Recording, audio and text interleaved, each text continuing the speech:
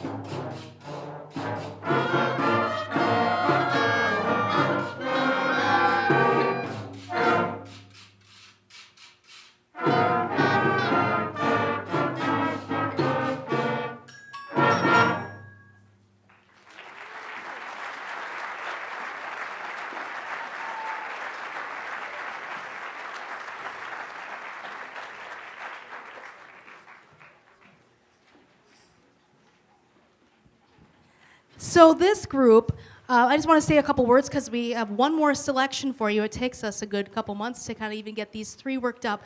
These students meet every other day. They do not meet together, so we've been spending like 5 or 6 prides, which is our 4th block They've been coming together during that time and putting it all together. And I really like that. The 8th grade always kind of takes the leadership role, and the 7th grade learn from them. But the thing that I find with this group is that they're doing such a nice job. And they were I kind of like call them the COVID crew, because that year we kind of paused. We didn't start anybody, and then when we started these guys, we were 6 feet apart, spread out in this auditorium, trying to do it all at one time, and it was a lot. And everything moved really slowly because we couldn't, we're trying not to touch each other and like breathe on each other and all that stuff. So they have done such a great job kind of getting where I want them to be. Like I said, the 8th graders have really kind of stepped up their game, already started working on some pep band music. For the pep band night, I usually have them play with the high schoolers to kind of give them a taste of what that music is like. And the 7th grade is really they're really starting to learn quickly, having that every other day band. So this group is doing fabulous, and I love working with them each and every time. Our final piece is a piece I asked them today, poll to see which ones they like the best, and the majority of the band like this one the best. This one's called Blackbeard, and it's by a composer named Randall Standridge. I love his stuff. You'll see his name on the program a couple times tonight and probably in the future. The reason I like him so much is he writes really great music for this level band, because a lot of it sometimes is just okay. But for high school, middle school, he writes really attainable music, but bottom line, it's fun and it's unique. So this piece, you're gonna hear some, again, kind of interesting percussion. I've got Simon back there dropping chains on wood. We've got Tess playing the anvil. She's gonna be like our blacksmith on board. And this piece is in 3/4. So it's challenging to the students to do something that's in an odd meter and not the standard 4/4 that they are trained to do in the beginning. So that gave us opportunity to practice against staccatos, and there's really cool little brass motif kind of later on, and there's some really cool other effects in here. So the students really they loved it from pretty much day one. So it's really gonna be a treat to end with Blackbeard.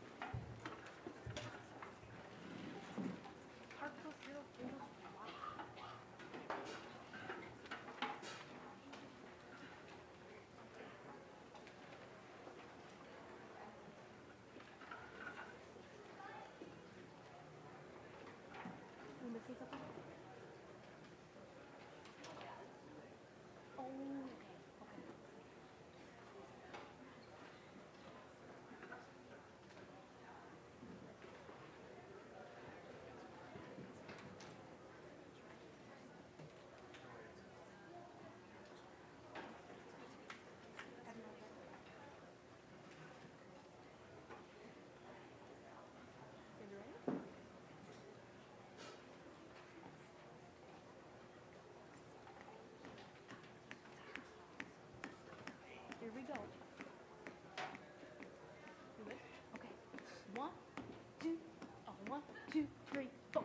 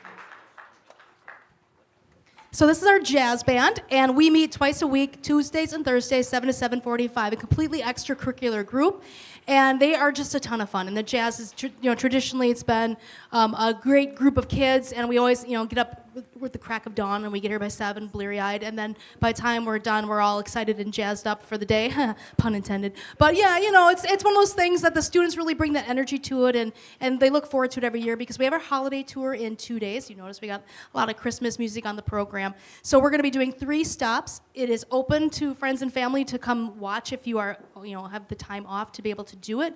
We're going to do the elementary school at 8:15 on Thursday. 10 a.m. we're back at the Dane County Regional Airport, which is super fun. If you are going to come to that one, we're way on the right side of the ticketing area by the big airplane, so right underneath there. And then 2 o'clock we'll be at the Senior Center in town as well. So it's always nice to have a little holiday cheer, and it's fun for us to get out in the community. The second piece you're going to hear today is, I just realized today, I'm like, picked a lot of traditional ones. But a couple of these are new, we haven't done before. And this one, I really liked it when I heard it. The chords were cool. It's Joy to the World. It's just, it's a great song. So here we go.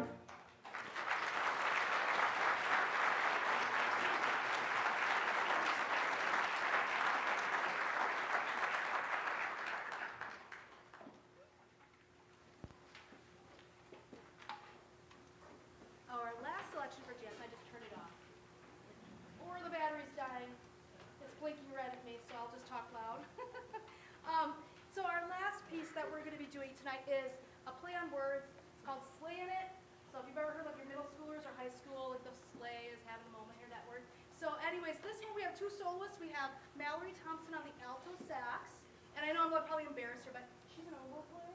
And so is Alexis. I have two students who decided I'm going to learn a secondary instrument, so they graced us to be in the. Sophie made the transition too, so I have all these like transplants into the sax section, but it's been fun. So Mallory has a solo, and then Ben Johnson back there in the trumpets. So this one is kind of a Motown style, and it's you'll know this piece, or you'll know the melody.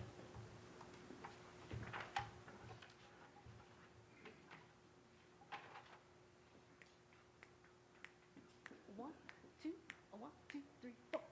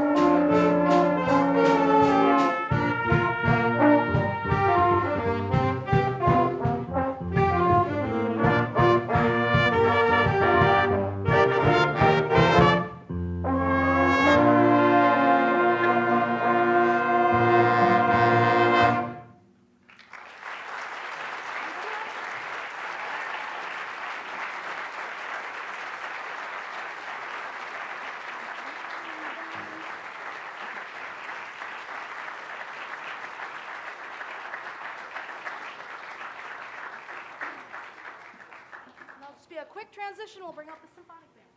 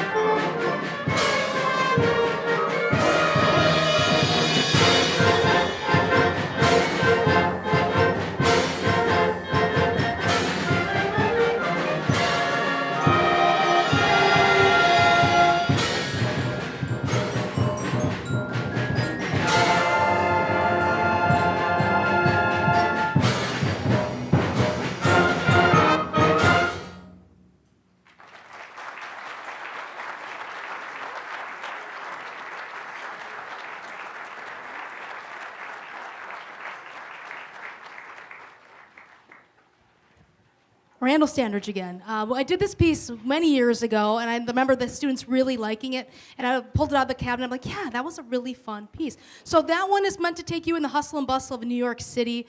There's like the little, like the bup, bup, bup, bup, kind of like hailing a cab, and we got a little bit of jazz influence in there, so it's just a really fun piece to put together.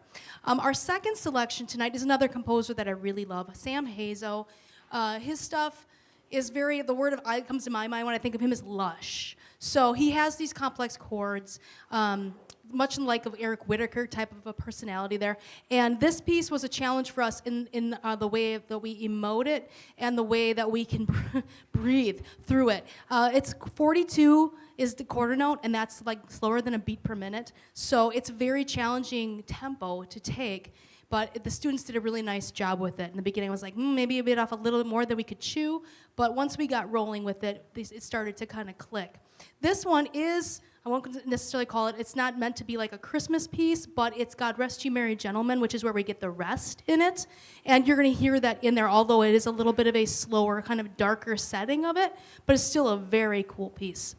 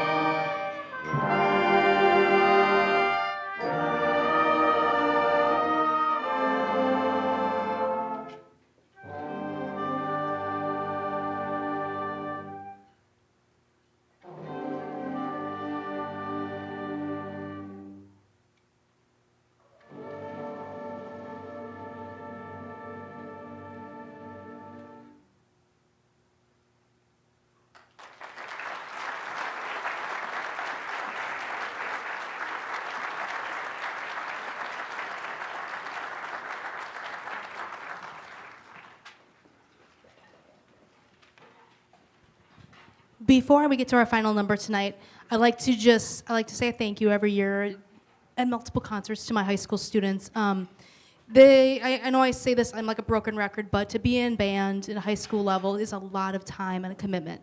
These students, they come to pep bands and jazz band rehearsals, and they're getting ready for soul ensembles, and we have Veterans Day and UFO days and all that stuff. So to make that commitment to stick with it and do it, it just goes to show how passionate they are about it and how much they're willing to make this a part of their life. And it's so cool. My goal for these kids is just to have that life skill that maybe after they graduate, they decide, I'm gonna go try to find a college band to play in, or maybe a community band to play in, so that they keep that going, because obviously they love music and they come to class and we have a great time. And I never go, it's been a long time since I can even remember going home thinking, man, that just didn't work in high school band. Even when we're tired and they're stressed out, they still give the energy that they can give, and we get the work done. So again, thanks to my students for being awesome people and doing all this great music, because I really feel like every year since our little pausing with the COVID thing, it gets stronger and stronger.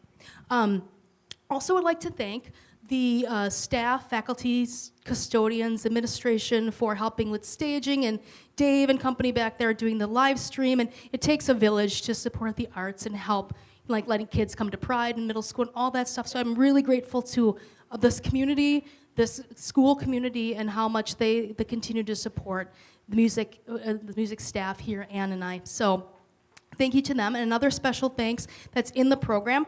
You hear me helping the timpani players. We are in the midst of how many years it takes, but we're in a timpani fundraiser, and I do have some names in there from community members and businesses who have donated. We are about halfway to our timpani goal. So my goal is to have, maybe in a couple years, 5 copper bowls with tuning gauges, the like top of the line, Lamborghini type, timpanis for them to play on.